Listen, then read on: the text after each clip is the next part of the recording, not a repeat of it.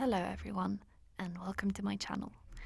I'm Bella Spooks, and first of all, I want to say a big thank you for clicking on this video, and an even bigger thank you to those of you who have subscribed to my channel. I appreciate each and every one of you. And without further ado, let's get into the spooky stuff. I have always had an innate fear of the night. Not so much the dark, but the night itself.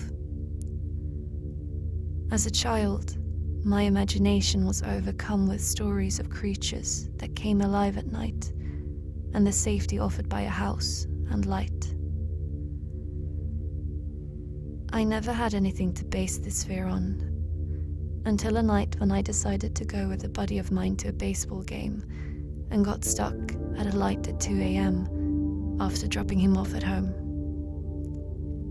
Of course, that night, the game went into extra innings, and so I didn't get a chance to drop my friend off back home until well after 1 a.m. Everything was fine on the way home until I hit a light right before the street that led to my house. It was a T-junction and I was turning left. The light is one of those that you think is broken until it finally turns green, right when you finally decide to just run it. Of course, I pulled up right as the light turned red. I would have just run the light, seeing as no one was there and it was closing in on 2 a.m. on a school night. But earlier that week, I had heard the phrase, "Character is what you do when no one is looking." And for whatever reason, that was the night I decided to prove to myself that I was a man of character.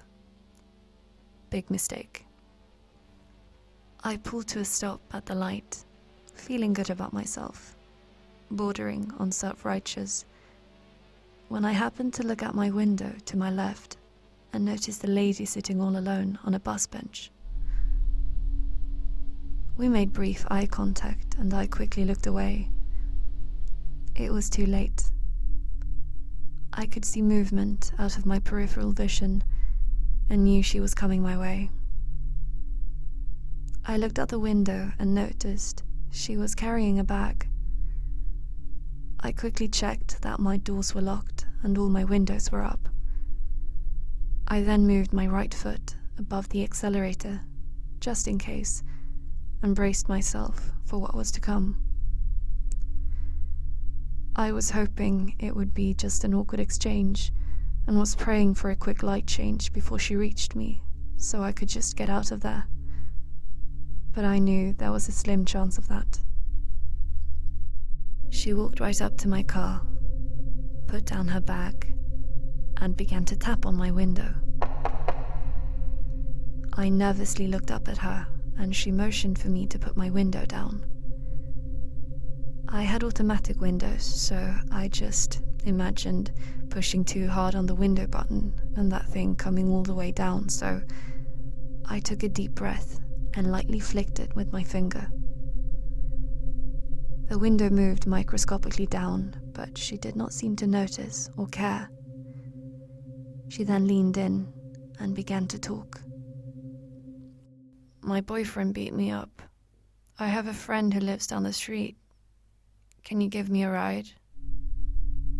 I should stop and give a brief physical description of the bag lady.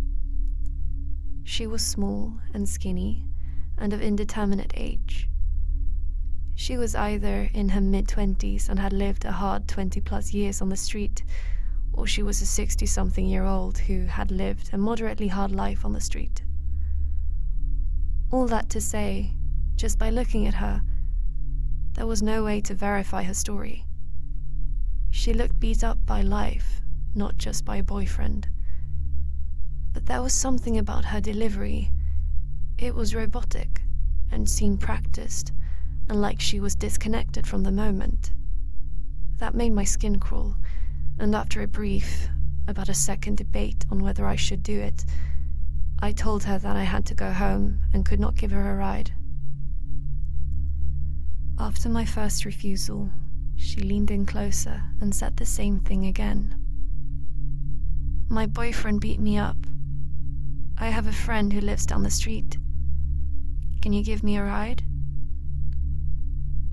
This time, I felt more confident when I declined to give her a ride and told her I had a curfew and had to go home. She leaned in a third time and began her statement again. At this point, the light changed. I slowly lifted my foot off the brake and started slowly rolling forward and began muttering an apology. She didn't move. She just looked at the light, then looked down at me, leaned in closer, and said 5 words that have haunted me ever since. You made the right decision. Then she picked up her bag and walked back towards the bench.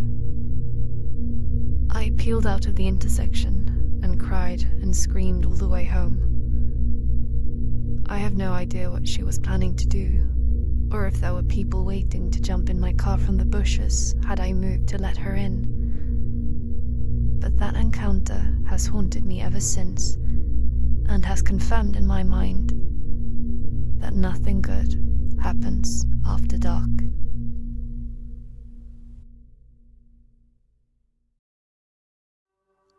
When I was about 6 years old, around 2004, my mum started taking my sister and I to Dr. Daniel's pediatric dental office.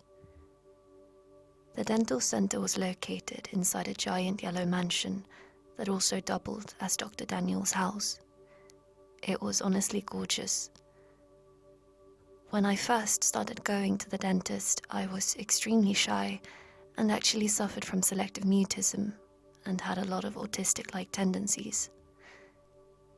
Needless to say, I relied heavily on my mother's comfort and for someone to give me a voice because it was extremely anxiety-inducing for me to talk to strangers, especially men, for some reason.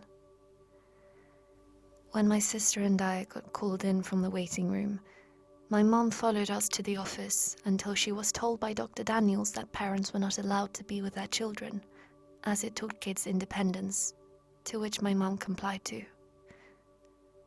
Once in there, he immediately separated my sister and I, and in reaction to that I cried, because I felt so scared.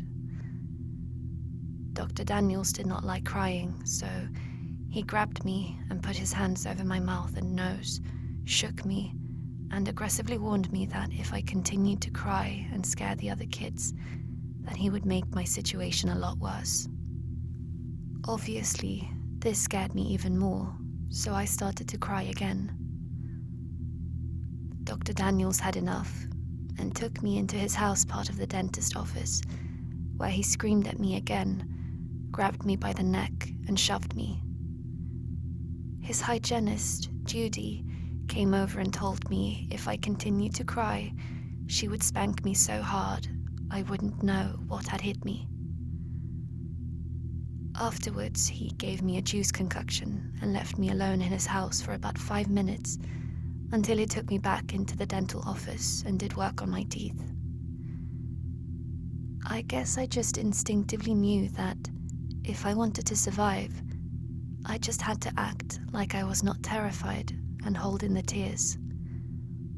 All I wanted was my mummy. After the first appointment, my sister and I told my mum that we were scared of the dentist and that he was a mean man, but she just took it as me being an anxious child, so we continued to see him. Each visit was just as terrifying. Every time we pulled into the mansion, my heart just melted away inside my chest. I was so scared. It was no longer pretty to look at. Every time we went to the dentist, Dr. Daniels, or the tooth man, as he called himself, always had us do heavy dental work procedures done. We had seals done on several baby teeth and plenty of teeth removed, some with his fingers, with no regards to pain level at all. And often, when having a tooth removal or seals done, your mouth had to be opened up with a retractor. He would leave us there with the retractor on for about 45 minutes or so before he came back to work on our teeth. Sometimes he would eat lunch while we sat there with our mouths open. Probably one of the worst pains I have ever felt in my life. I remember one time when I was in 3rd grade, I had been leaned down in the chair, waiting with the retractor on for an hour. I was in so much pain I couldn't take it. I sat up on the chair and tried to scream and cry as loud as I could. Dr. Daniels came rushing over, angry as could be, took my retractors off, and then took me back into his house part again, where he screamed at me for being a big baby and scaring all the other kids. I was so devastated because I hadn't cried in so long. He then took me back to the dental chair and pinned me down to my seat in a straitjacket. He put my retractors back on and said that I would have to wait longer because I caused such a scene. All I could do was shed silent tears and drool everywhere, and I couldn't even wipe it because he locked up my arms. Afterwards, my mouth would become so swollen and filled with rashes. It hurt to talk for days. It would leave bruises and swells as soon as I left his chair. He would often tell my mother I was a difficult patient if I so much as winced at his torture. Once, he removed 6 of my teeth at once, and I could barely eat. While he ripped out teeth, he would often sing songs. In 7th grade, I started getting some new braces, and we started seeing an orthodontist.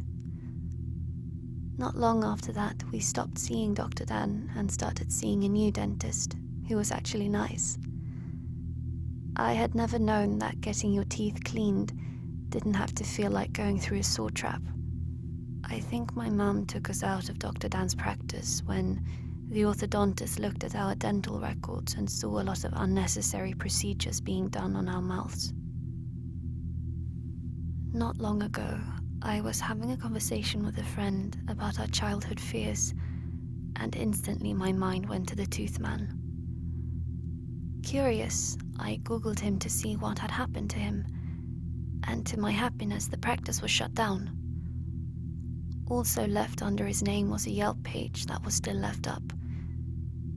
The page was filled with numerous 1-star reviews from former patients that were once abused as kids in his office, using the page as an outlet to express their trauma.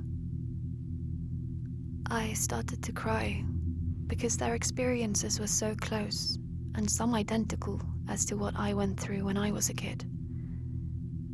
It was so sad, but at the same time really validating to know that I was not alone. A lot of the procedures we went through were just a scam for him to collect money off of our parents' insurance. And now that I think about it, he probably was so adamant on us not crying and screaming for help because he didn't want parents to hear and come and see what was going on. I shake thinking about this. I really pray that he hasn't opened up another practice somewhere else. I know it's hard not to blame parents in this situation, but the truth is this man was a swift abuser. For every bruise and swell we had, he would have dental explanations that would make the parents feel stupid for asking.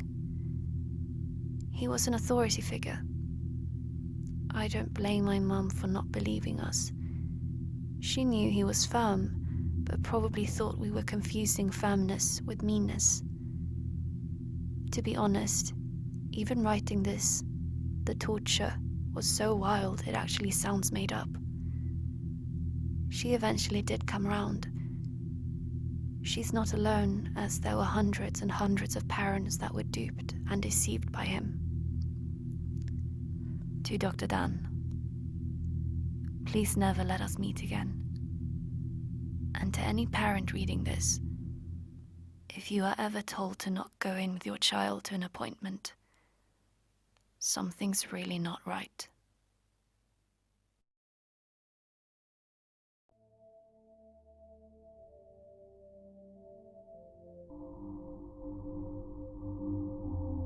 My best friend and I grew up in a sleepy, wannabe New Jersey Central Florida town, and were the outcasts. We had met in 6th grade when I'd overheard her talking to another classmate about bionicles, my 11-year-old self's passion. We became fast friends, and soon were inseparable. Soon began the gauntlet of sleepovers, birthday parties, and family gatherings. We were practically siblings. She was the first person I'd come out to as bisexual, and in turn, I was the first person she'd told about being trans. Her home life was tumultuous, though I can't say mine was any better. We often had a habit of taking refuge at each other's houses. Like I said, we became like siblings. Her father was an alcoholic, strict, and prone to physical discipline. Her sister was a stuck-up girl who soon gravitated towards the hicks and jocks when we entered high school. And her mother was a pseudo-vegan hippie love child held over from the 80s. When I was 23, herself 22 at the time, we had another long night of sleeping over in order to let her escape yet another fight with her mother. She had recently lost her job at Walmart, and I was going in on my first shift at Taco Bell the next day. On the drive home the next morning, she excitedly told me that, since she now had her own vehicle, she would be applying at pizza places that were in need of a driver. I was proud. It was the first time she'd hunted for a job on her own, as I'd usually been the one to coax her to apply where I was working. Not that she ever lasted very long. My first training day goes quite well. My co-workers are friendly and try to get me to talk more. My manager likes to playfully embarrass me, a fat white guy, by trying to get me to talk hood to the other workers. Being a training day, it wasn't a very long shift, but I had been up early in anticipation, and this was my first day on a job in a few months. I got home around noon, informed some of my internet friends that my first day went well, and around 5 p.m. I start to bed down, drained from a good day. As I am preparing to lay in my bed, I get a Steam message. My best friend lamenting another fight with her mother and asking if she could come over. Now, I had started to grow a bit weary of the fights on their end. I had begun to repair my relationship with my family and a few friends, and I had given her advice many times on how to better approach things. In my infinite wisdom and eagerness to sleep, I left the message on read and drift off into slumber. Around 8 p.m., I am awakened by her bursting into my room in a panic. Having just been ripped from a dream, I am groggy and disoriented. I drag myself to the bathroom to relieve my bladder and come back to my room to find her rocking back and forth on my bed. You were my best friend. It is at this time I notice she is covered in blood, my platonic soulmate, so I ask what happened. But please, she informs me that she just saw someone murder her mother with a knife. My mind goes blank. In the deepest parts of my mind, alarm bells start ringing. Isn't the rocking back and forth a bit overdramatic? Why didn't she call the police? But this is my best friend. I've known her for over a decade, and we were the only two people in the world we could count on. I suppress it and go inform my sister and stepfather. My mother had passed away the year prior, and it was roughly a month to the anniversary of her death. We were all in a dark place, antisocial as always. It was the only way we knew how to handle emotional issues. When I inform my family, they immediately go to the same place as I had, though they are far more vocal about it. I offer excuses I knew myself were flimsy and return to the room, phone in hand. I convinced her to call the police, and I can hear her explain the details over the phone. A man in a black ski mask. When the cops arrive, she swears up and down that it's most likely her father. They send cars over to check the crime scene and take her in for a statement. I ride with her in the back of the cop car, over to the sheriff's office. It gets to be around 2 a.m. Her sister was brought in, as was her father. I have work the next morning and request to be taken home by a police officer. It takes me a while to go to sleep that morning. The next day at work, I am quiet until my manager asks me what has happened. I inform him, but decide to work the rest of my training shift. When I get home, my sister informs me she has confessed. Her mother threatened to kick her out for not being able to find a job, and in a rage, she had taken the kitchen knife and stabbed her repeatedly. My mind froze like a bad computer, and I turned to face my monitor. I was in a Discord call at the time, and all I could weakly say is, my best friend confessed to murdering her mother, before hanging up and laying on my bed. Her last trial was the 7th of this month. I don't know the results, though my grandmother tells me she took a plea deal for life in prison rather than the death penalty. Part of me wants to contest that, to demand that they take the death penalty for ridding the earth of such a peaceful and caring woman's shadow. A larger part of me is just glad she's being punished. Natalie, you were my best friend, my sister, and my platonic soulmate. But please, let's never meet again.